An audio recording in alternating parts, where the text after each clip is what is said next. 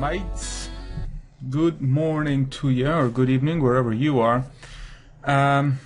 Just wanted to show you guys this quick, cheap, and I think quite effective build. I don't mind my ranking here. If you see it, it's like quite low at 20s right now because I just started since the reset. But I made this build, and I think it's really quite nice, and it works out really well.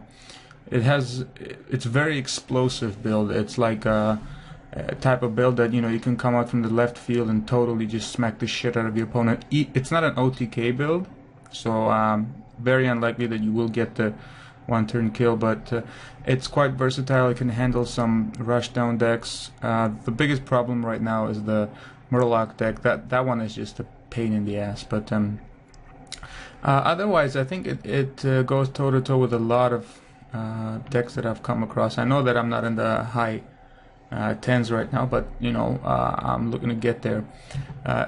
As far as why I'm posting this and why you should use it, well, I think it's a very inexpensive build. As you'll see, there are no epics in here. There are only a few rares and some commons, and everything else is like basic. Doesn't mean that it's any worse than like a deck with epics. You can always swap out some cards later on if you get like better versions of them. Maybe the draw card, like you can always swap this guy out for Sylvanas, for example, and so on and so on. But I'm just gonna get into the basics and the functionality of this build, and then after I'll make another video, a separate video with some game demos and such. So let's go with the philosophy, card choices, why they're there, how they combo with each other, and what can and can't be removed. So starting off with charge. Oh yeah, by the way, so I know that like basically tomorrow, or probably when you're already watching this, the patch has come out, and charge is a little different, and it's actually somewhat detrimental to my build because I want the free spells. I want the 0/0 spells for my mana addict, so that I can combo them as much as possible on the first turn. But since the new patch is gonna have this a 2-cost spell, but give it 2 more damage, and I think it's permanent damage, it works out somewhat. You just won't have as much of an explosive effect on, let's say, like turn 6, 7, 8, and so on and so on. Having said that, charge is an essential card for this build. Therefore, I'm foregoing the other charge card. Where is it? Oh yeah, the Warsong Commander. Also, it's going to be changed up, and it's going to get quite a heavy nerf, if you ask me, since this patch. It's not necessary for this one because it's hard to keep her alive, especially without minions taunts on the board, and you won't get the chance to keep her alive when you play him or him or him. Well, this one isn't there really for fighting, but yeah, so charge is necessary for 2 units, Mana Addict and Venture Co.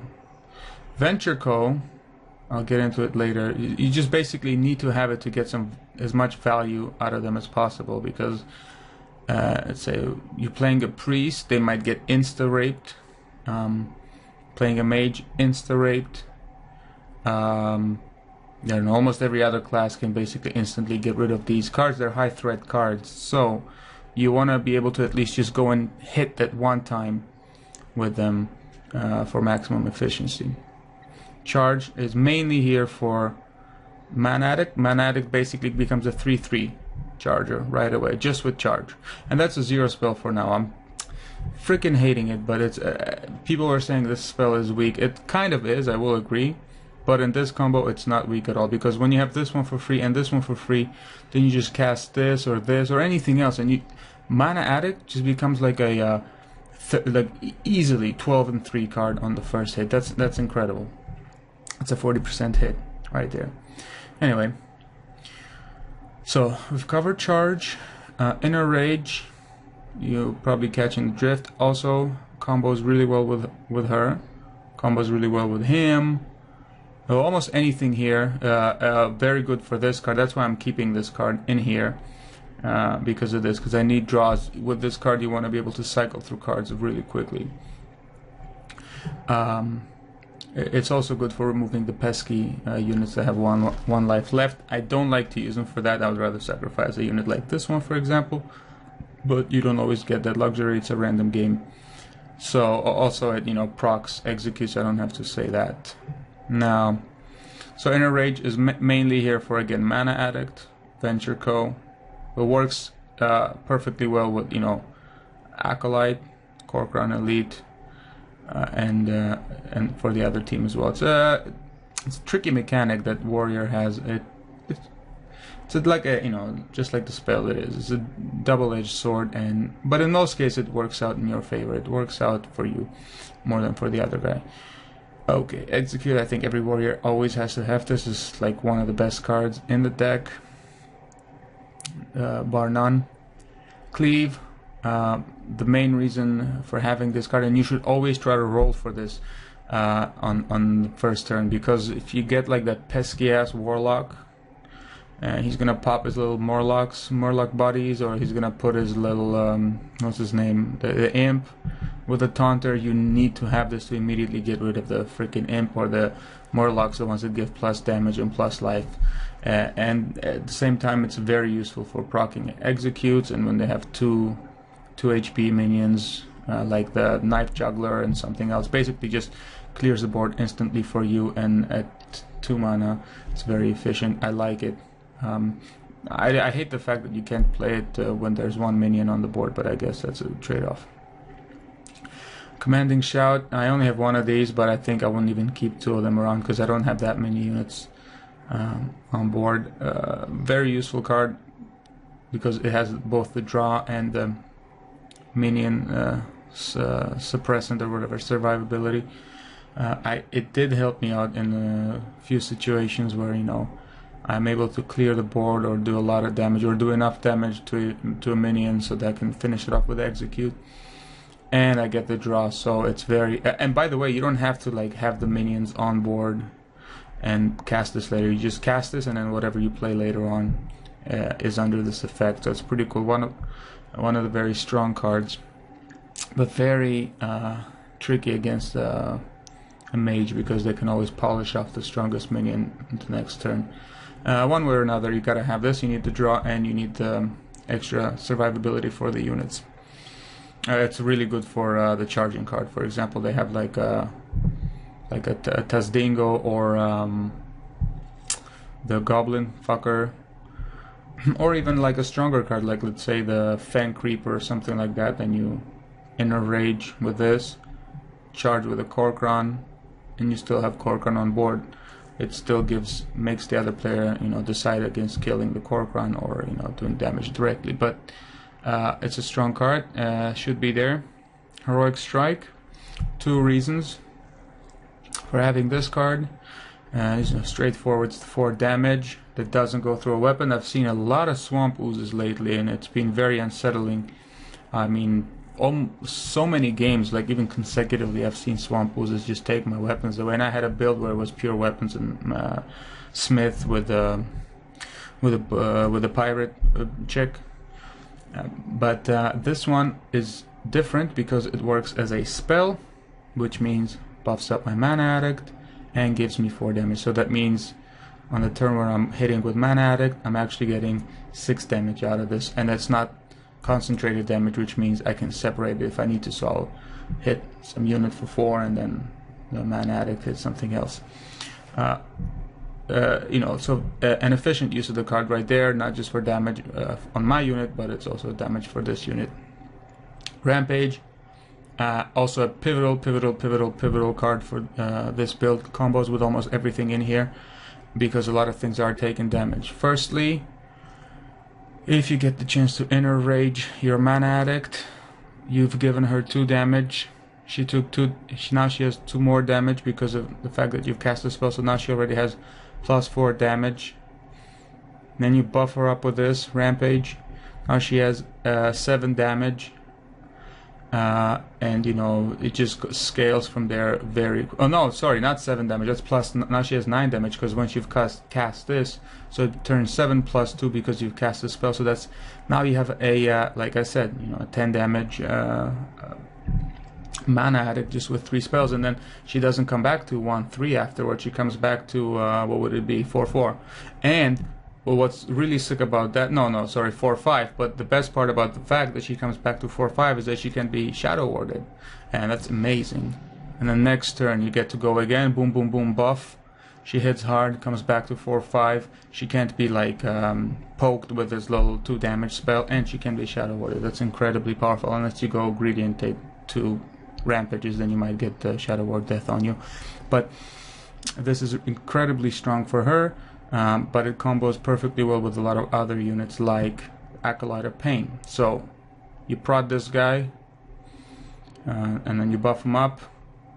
You basically get draws. He takes a beating. The more beating he takes, the more draws you will get. But I wouldn't count on it. I mean, I've maybe like had a few, literally like a couple instances where I've managed to keep him alive for that long. He becomes really susceptible to silence. And he might just take strong hits right off the bat, so you'll only get like 2, maybe 3 draws from that. But he goes from being a, let's say, 1/2 unit to being a 4/6 unit, so it's pretty good. Oh, sorry, 4/5 unit, so it's pretty good. Right there. So rampage, and then always buffs him up. So except for this little baby, I'll get to him later. Slam. Should be obvious. Damage. Sets up for executes. It did proc me a few executes a bunch of times, which is pretty freaking cool. I mean, I wasn't expecting it, you know, but you're like, okay, frick it, I'm gonna go for it. Slam comes the execute, boom, you're free to go. The draw is absolutely incredible, but sometimes you do. I mean, I do get greedy sometimes. I'm like, I don't want to use it. It's not gonna give me a draw, but you know, when you have like a little pesky, what do you call it, like a knife juggler or something like that on board, or something just has 2 HP and it needs to die, you just gotta go for it. Loot Hoarder. 2 reasons why I'm keeping this card in here is, number 1, a lot of people like to play, like I say, Swamp Oozes, Fairy Dragons, Knife Jugglers. Like 3/2 units are really popular these days, so this one is out there basically to charge it. The 3/2 unit, the HP is irrelevant. He hits the Knife Juggler, gets rid of it, or some like Murloc, pesky little Murloc, and gets me a card while doing that, because I need to cycle through cards and I need to accumulate a bunch of them, especially the spell cards. I've already covered Mana Addict, an incredibly strong card for the warrior because of the fact that you can play her immediately, and because of the fact that warrior has a lot of cheap spells. You have an Execute, Inner Rage, you have Cleave, you have Whirlwind if you want to. I'm not going with Whirlwind. You have Shield Block. Everything that you cast is, especially later in like a 6th, 7th turn, is basically like you can make it an OTK, but you're not gonna have all of that in your hand. You know, it's unlikely. So 2 of these necessary. Shield Block.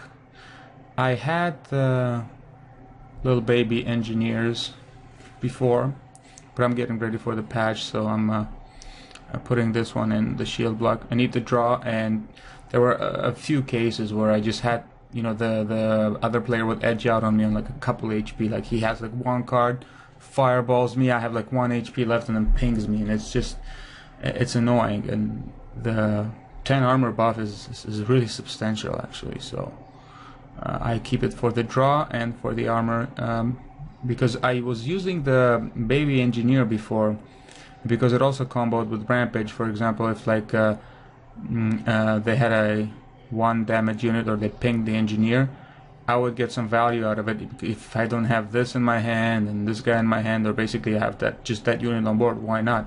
I go with rampage and it becomes a 4/4, immune to all these shadow wards, and I just keep hitting hard.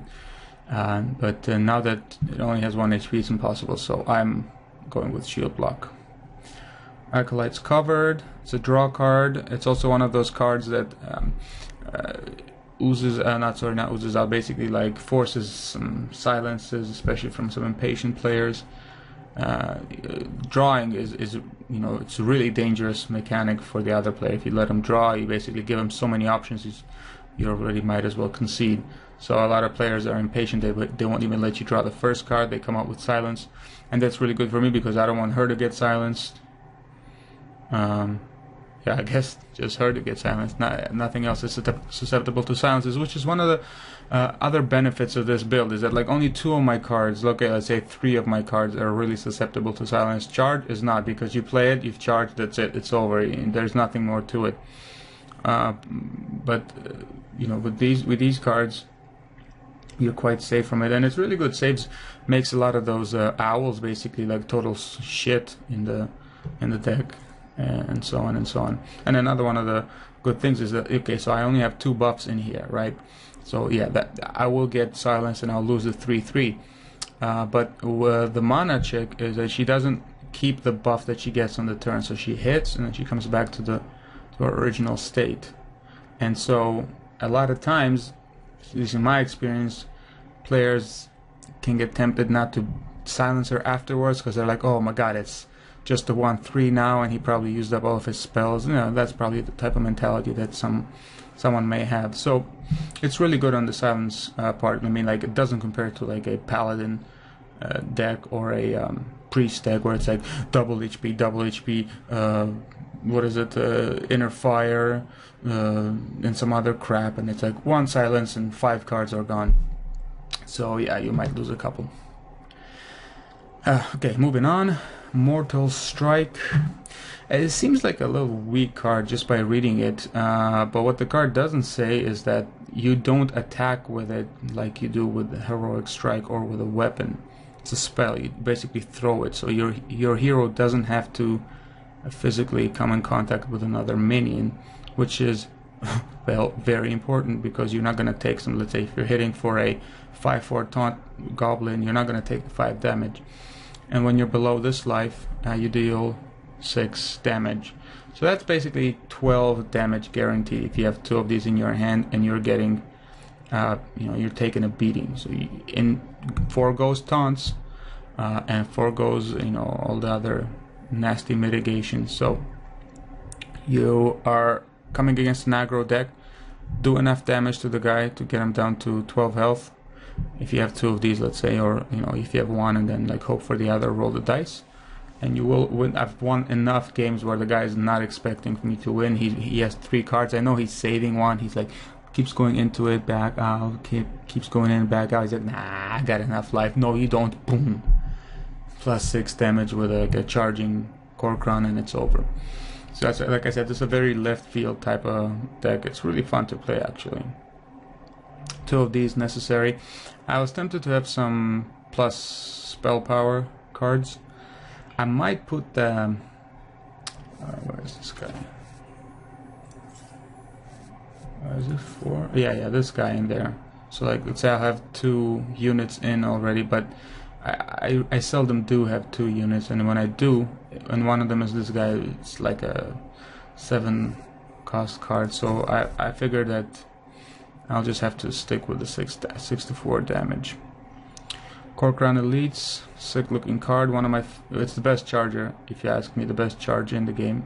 Okay, fine. After the to the Northrend guy. Yeah, but it's a really sick card for 4 mana.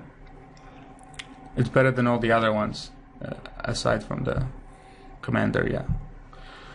You gotta have 2 of these. Sometimes you need the quick damage, and you know, works perfectly fine with Inner Rage and Commanding Shout. Just gotta have some charge in a warrior deck. Actually, I've gotta have a lot of charge, I think. Spellbreaker I recently swapped out for this card because I